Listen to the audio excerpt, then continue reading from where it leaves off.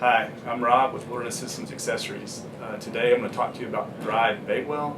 One of the first things you want to do when you purchase your Thrive Baitwell before taking it out on the water is to test it to make sure that it's still has fluid in the pump for self-priming. One of the quickest and easiest ways to test this is to take just a water bottle or a cup of water, put your filter on the intake hose down into the water bottle and turn it on by pushing the button twice. Let it run for about 10 seconds, and you should know pretty quickly if the water is drawn up into the pump, then it's good to go. If not, we're going to talk to you about a few quick and easy methods to get it going.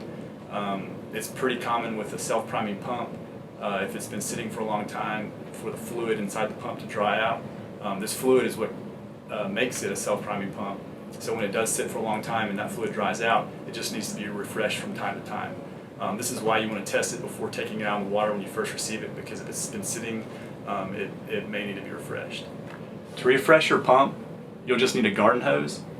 Remove the filter on the end of the intake hose and hold it to the end of the garden hose, creating a seal with your hand.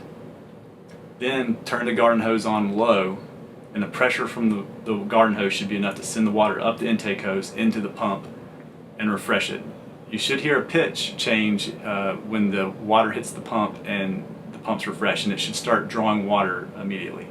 If you do leave your Thrive Baitwell in storage for an extended period of time, you will want to retest it before taking it out of the water and then repeat this method to get it going again. If you have any further issues, just contact Wilderness Systems Customer Service.